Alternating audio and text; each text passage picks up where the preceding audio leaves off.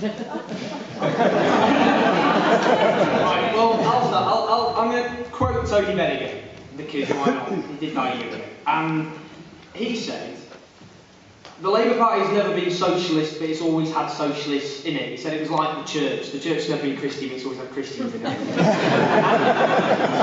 I think there's something to be said for that. I mean, why was the Labour Party founded? It's worth saying this, partly to the same leaders a lot of the time, because over 100 years ago you had two parties, the Conservatives and the Liberals, and they existed to represent and champion the interests of the richest people in society. They did a bloody good job at doing that, I have to say. But it was decided by the trade union movement and by their allies that working people should have a political voice as well, and it was so controversial at the time. Keir Hardie was the first leader of the Labour Party. I'm about to get a new cat calling him Keir. But anyway, Keir Hardie, he turned up to the House of Commons, newly elected, the first socialist MP in this nation's history, and he turned up in the kind of traditional working class garments of the day, and he was stopped at the gates of the House of Commons, and the police officer said, "Are you here to work on the roof?"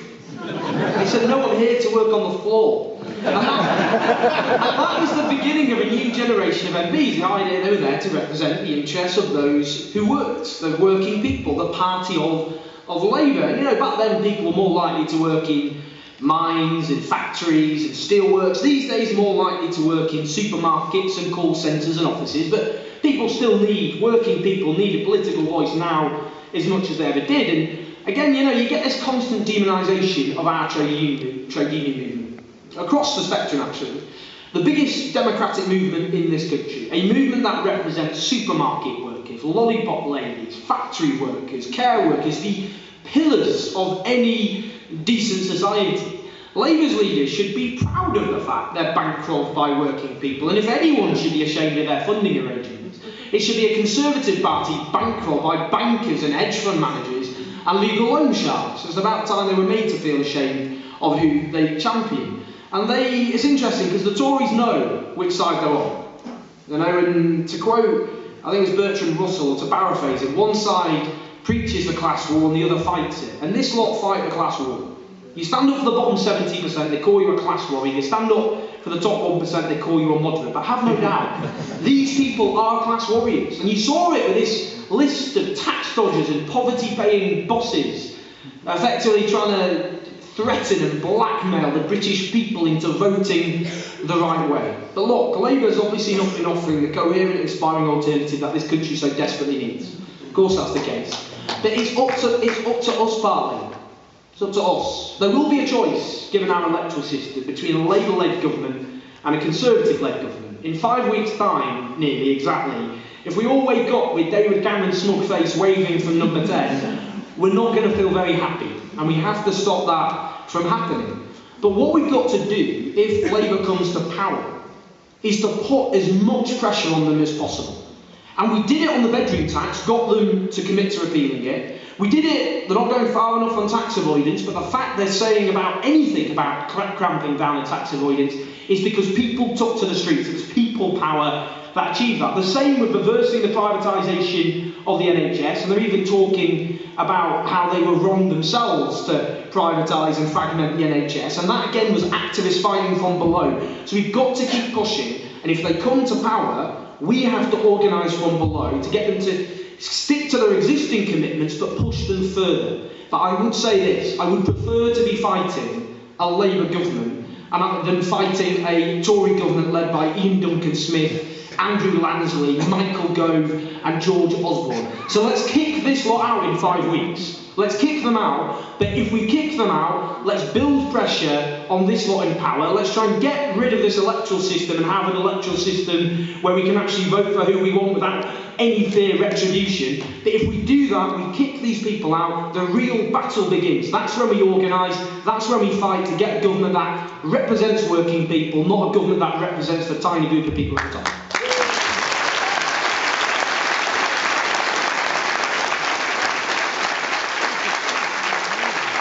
Absolutely right, that sort of the point that Owen finished on, that sort of after May the 7th we need to be prepared to fight whether it's a Tory-controlled government or a Labour-controlled government. And for me, one of the really sad things about this present period is we've got Ed Miliband as the leader of the Labour Party, And his father wrote two of the best classic books about the Labour Party, explaining why every time the Labour Party's come into power, it's ended up doing the job of the bosses and not standing up for the workers. It's a history that goes back right through to the interwar period, when MacDonald sort of was determined to keep the pound tied to the gold standard, and that meant cutting the benefits of people in absolutely savage manner at that time. And so the fact that Ralph Miliband could sort of lay all that out, and if people haven't read his books, it's well worth going and reading them, because it's not just a question of, you know, is Labour good or bad? Whenever it gets into government, it thinks it has to run the system. And we can see the problem that leads to. In Greece, it's led to the smashing of PASOK, the Labour Party equivalent in Greece, because people got so fed up and disillusioned with it carrying out the same kind of policies that I think an Ed Miliband government would carry out. And so we see Syriza in power in Greece. But already there are lots of pressures on Syriza, and they're backing down a lot of the promises they made in the election. And I don't think that they've really understood that when you get into government, there's a limit on what your power is. The banks don't have anyone voting for them. The big companies don't have anyone voting who's going to be on their boards. What we need to do is to create a situation where people have the confidence to fight back, which takes us back to the trade unions. But also, I think, given the way that the Labour Party's gone, I don't see this coming election as just a fight between Labour and the Tories. I hope there's going to be a very significant vote for parties that are putting forward policies to the left of the Labour Party, so that if the Labour Party do get in, there is a very strong warning shot fired across their bows that says people want something better than austerity under Labour. That's what we've got to make sure happens in this election.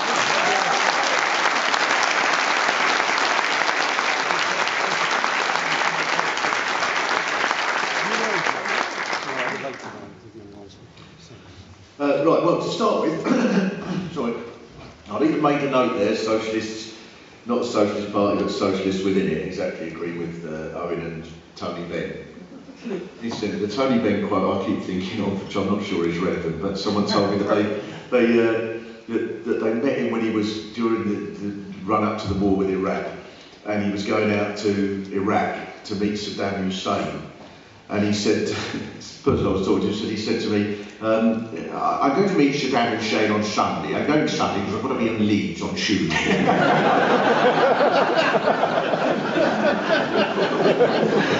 That's the most political thing he said.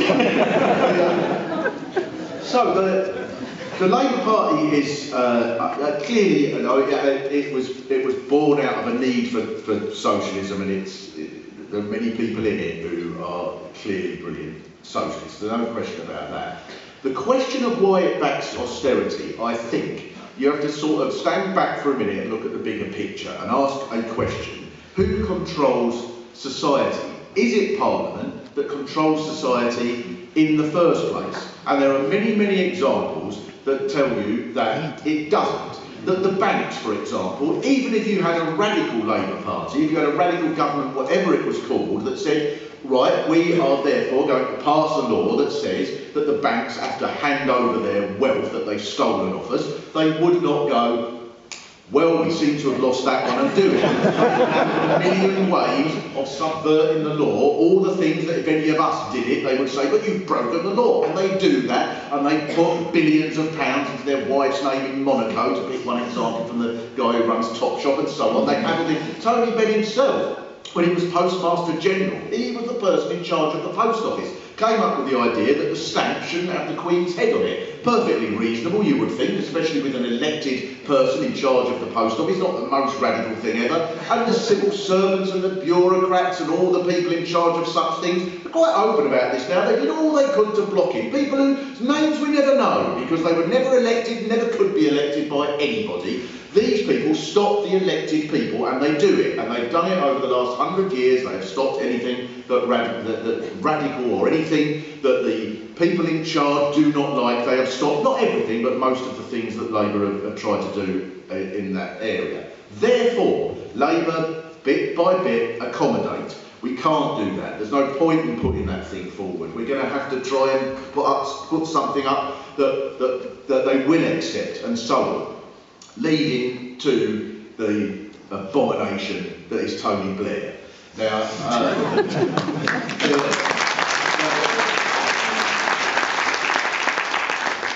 having said all of that, all of which I think the conclusion should be therefore that the way we change things is by what the rest of us do. How can we confront the banks, the people who run the top of society, the military and so on?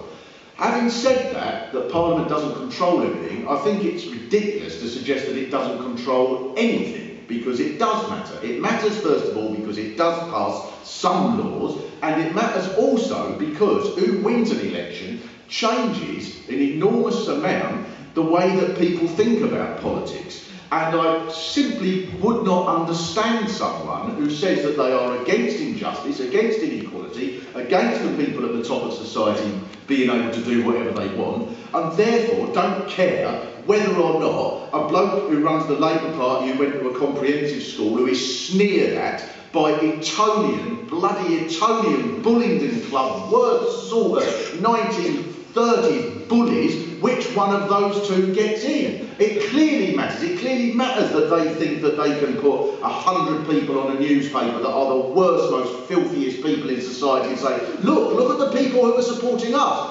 Labour, I mean, I was quite pleased because I thought Labour in the past, but then gone, no, some of the evil bastards support us as well.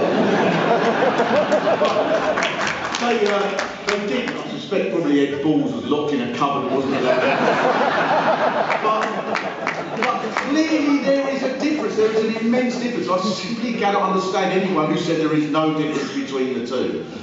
One, there is a party that introduced the bedroom tax. There is a party that is saying we are going to oppose the bed. We are going to scrap the bedroom tax. They may not do it. I don't know, but there clearly is a difference between those two. There is a party that is mates with Rupert Murdoch. There is a party that maybe sometimes equivocates about Rupert Murdoch, but at least Miliband has stood up to him in certain ways. There's a party that has that is full of the energy company bosses, some of the most appalling people in this country, and there is a party that has at least said it wants to freeze their prices, and the Tories then went berserk, if you remember. How dare you take away the ordinary person's right to own an energy company and put up prices for everyone, taking away the right of the common man.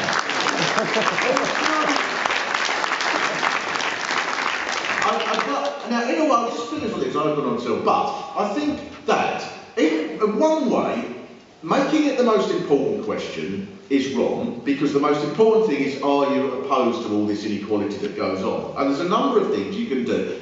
And that's the most important question. If you are opposed to it, you might think the best way to vote is Labour, or possibly Green, or Scottish Nationalist, or maybe not vote at all.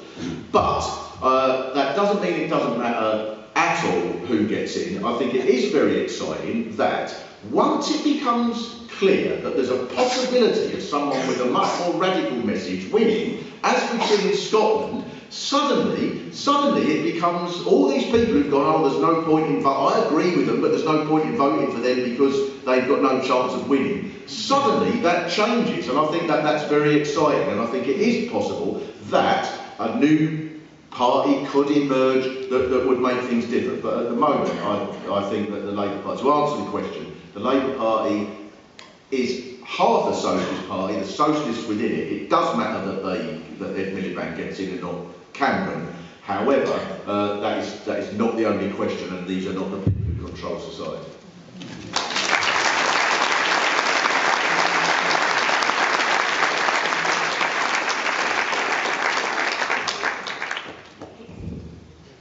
Of course, the other people who control society, apart from the bankers and the finances, are those in the media. And I think it astonished me after the last general election how quickly the Conservative and the coalition government were allowed to capture a narrative that was completely untrue, because they had the media in their pockets and they could tell the story of a global financial crash as if it was Gordon Brown's fault.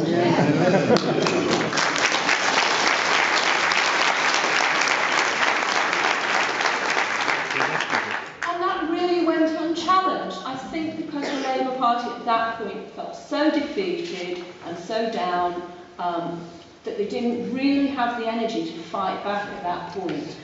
We were at Labour Party conference that year, just before that election, and they did seem like a depressed and defeated and defensive party, and I don't think they got back on their feet quick enough to come out swinging after the election and show how untrue those statements were. And we've been fed that line ever since, as if all of the economic problems of this country were down to the Labour Party over the last few years. I don't think Ed Balls has been locked in a cupboard, probably. I do think another thing happens in unequal societies where status matters so much more. It means that everybody who gets a little taste of power, it becomes really quite important for them to try and hang on to it. And that is as true of our Labour members of Parliament and previous ministers and prime ministers as it is of others. Paul Foote called it the aristocratic embrace. He described how when the early Labour MPs, some of them were elected and moved up into, elevated into the House of Lords, and when you get swathed in ermine and you get to take part in pretentious ceremonies in panelled buildings, you become part of the establishment. It becomes harder and harder to rock the boat. And the longer our politicians stick around, the more conservative with a small c they all become. They don't like to look radical. They think it looks a bit rude. They don't want to be accused of the politics of envy. They de-radicalise wherever they start from. We probably just need to have term limits on each of them as well as on parliaments. But also, we need to not allow politics to be captured by the career politicians and those who just are groomed from it from an early age. And you can see them, you know, at universities like where I teach, those studying PPE, politics, philosophy and economics, planning to go and get a job in party offices and work their way up. We don't need that. We need more people who know a bit about real life outside of the Westminster Village.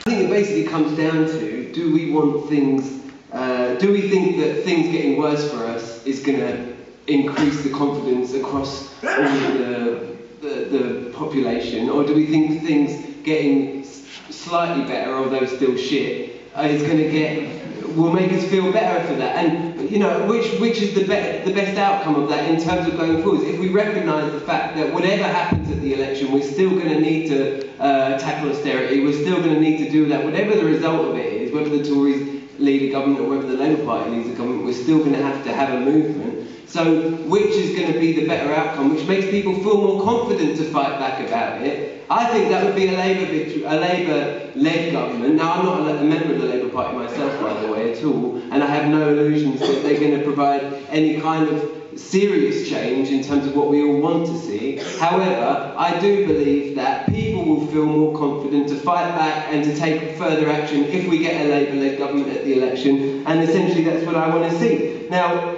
I also think that if you look over the last few years, I think more and more people are getting disillusioned with the politics coming out of Westminster altogether.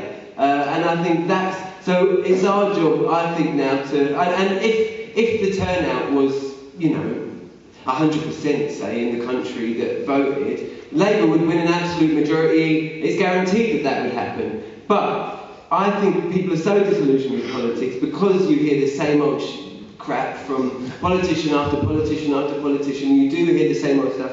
That I think that means that we need to meet people where they're at. And I think if you look over the last decade or so, more people have been taking part in demonstrations. More people have been, even things like signing petitions. You know, the kind of extra-parliamentary, if you like, side of politics has been on the increase, actually. So I think that's where we need to get people where we're at. That's why I think the People's Assembly is important, creating a mass movement that can create a pole of attraction in society that says there is an alternative, and this is something that you won't hear in the mainstream, and that can put demands on the politicians. So I think going forwards, that's what we need to do more.